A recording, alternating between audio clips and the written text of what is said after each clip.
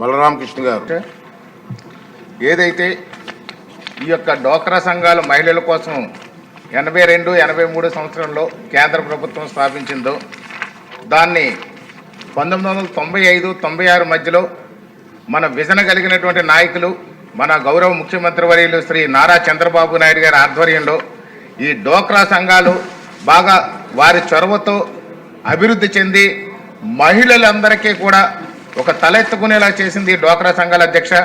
వాళ్ళు ఇప్పుడు స్వయం ఉపాధితో మంచి అభివృద్ధి సాధించి మంచి పురోగతితో కూడా మహిళలందరూ కూడా ప్రతిరోజు వాళ్ళు ఏదో ఒక వృత్తితో వాళ్ళు అభివృద్ధి చెందుతున్నారు ఆర్థికంగా. గతంలో అయితే గృహాలకే పరిమితమైన మహిళలు ఈరోజు తలెత్తుకొని జీవిస్తున్నారు అని అంటే అది చంద్రబాబు నాయుడు గారు చేసినటువంటి డోక్రా సంఘాలకు ఇచ్చినటువంటి ప్రోత్సాహం అధ్యక్ష. అదేవిధంగా ఇప్పుడు పురుషులకు కూడా పొదుపు సంఘాలు ఏర్పాటు చేయడం అనేది చాలా సంతోషకరమైన విషయం, చాలా అద్భుతమైనటువంటి ప్రాజెక్ట్ అధ్యక్ష. ముఖ్యంగా కానీ ఇది చూసినట్లయితే పట్టణాలకే పరిమితం అనే విధంగా ప్రచారం జరుగుతుంది అధ్యక్ష. ఇది పల్లెటూర్లకు కూడా మనం ఎస్టాబ్లిష్ చేస్తే గ్రామాల్లో ఉన్నటువంటి యువతకి మంచి ప్రోత్సాహంగా ఉంటుంది అధ్యక్ష. ముఖ్యంగా చూస్తే భవన నిర్మాణ కార్మికులు ఉన్నారు అధ్యక్ష, అలాగే మోటార్ రిపేర్ కార్మికులు ఉన్నారు, పండ్లు కాయగూర వ్యాపారస్తులు ఉన్నారు, చిరు వ్యాపారస్తులు ఉన్నారు, చిరు ఉద్యోగస్తులు ఉన్నారు, సైకిల్ తోపుడు బళ్ళు వ్యాపారస్తులు ఉన్నారు అధ్యక్ష, వ్యవసాయ కూలీలు చేతి వృత్తులు వాళ్ళు కూడా ఉన్నారు అధ్యక్ష. మంచి యువతకి ఉపాధి దొరుకుతుంది అధ్యక్ష. ఏదైతే వీళ్ళు వ్యాపారాలు చేస్తున్నారో అధిక వడ్డీలకు తెచ్చుకుని యువత అంతా కూడా వాళ్ళు వడ్డీలు కట్టలేక చాలా ఇబ్బంది పడుతున్నారు అధ్యక్ష. ఈ పొదుపు సంఘాల్లో గ్రామీణ ప్రాంతాల్లో కూడా పెట్టినట్లయితే ఈ గ్రామీణ ప్రాంతాల్లో ఉన్నటువంటి యువత అంతా కూడా తక్కువ వడ్డీ రేట్లకి వాళ్ళు అప్పులు తీసుకుని చిరు వ్యాపారాలు చేసి వాళ్ళు అభివృద్ధి చెందడానికి అవకాశం ఉంటుంది అధ్యక్ష.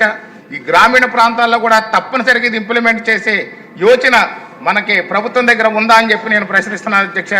దీనివల్ల గ్రామీణ ప్రాంతంలో ఏదైతే యువత ఉన్నారో ముఖ్యంగా వివేకానందుడు చెప్పినట్లుగా యువత ద్వారానే అభివృద్ధి చెందుద్ది.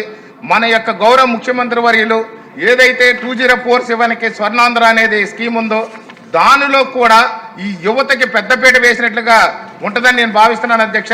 ఈ యొక్క చిరు వ్యాపారస్తులకి, ఈ రైతు కూలీలకి, పండ్లు కాయగూర వ్యాపారస్తులకి కూడా మంచి అభివృద్ధి చెందడానికి ఇది ఒక దోహదపడుతుంది అధ్యక్ష. ఈ యొక్క పల్లెటూరులో కూడా ఒక పట్టణాల్లోనే కాకుండా పల్లెటూరులో కూడా ఖచ్చితంగా ఇంప్లిమెంట్ చేయాలని తమ ద్వారా మంత్రి గారు కోరుతున్నాను అధ్యక్ష. ధన్యవాదాలు అధ్యక్ష. సెల్ఫ్ హెల్ప్ గ్రూప్స్ యాక్చువల్గా మహిళలకు యాక్చువల్గా చేయటం జరుగుతుంది అర్బన్ అథారిటీలో. అయితే ఇప్పుడు కేంద్ర ప్రభుత్వం 25 సిటీస్కి, భారతదేశంలో 25 సిటీస్కి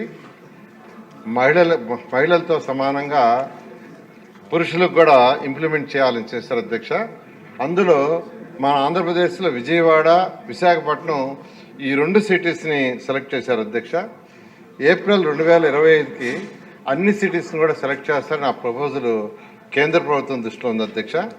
ఇక్కడ ముఖ్యంగా ఏంటంటే అధ్యక్ష, పురుషుల్లో కూడా ఎవరైతే బలహీన వర్గాల గ్రూప్స్ ఉన్నారో transport workers, giga workers, care workers, domestic workers, waste workers, construction workers వీళ్ళకి యాక్చువల్గా ఈ యొక్క సెల్ఫ్ హెల్ప్ గ్రూపులు చేసి వాళ్ళకు కూడా అయితే మహిళలకు ఏ విధంగా అయితే ఈరోజు చేస్తున్నారో అదే విధంగా చేయాలనే ఉద్దేశంతో ప్రపోజ్ చేశారు అధ్యక్ష. దాని మీద మన రాష్ట్రంలో ఈ 2 విశాఖపట్నం, విజయవాడ ఈ రెండిట్లో ఇంతవరకు యాక్చువల్ అధ్యక్ష 818 గ్రూపులు చేశారు అధ్యక్ష. భారతదేశం మొత్తం 25 సిటీస్లో 1949 గ్రూపులు మాత్రమే చేస్తే అందులో మన రాష్ట్రంలో 2 సిటీస్లో 818. అంటే భారతదేశంలో చేసిన మొత్తం గ్రూపుల్లో 42% అర్బన్ అథారిటీలో చేశారు అధ్యక్ష. సభ్యులు ఏదైతే కోరారో గ్రామీణ ప్రాంతాల్లో కూడా చేయాలని ఖచ్చితంగా ఆ కన్సర్న్ మంత్రితో నేను మాట్లాడతాను అధ్యక్ష. ఓకే, వచ్చినవారు పూర్తి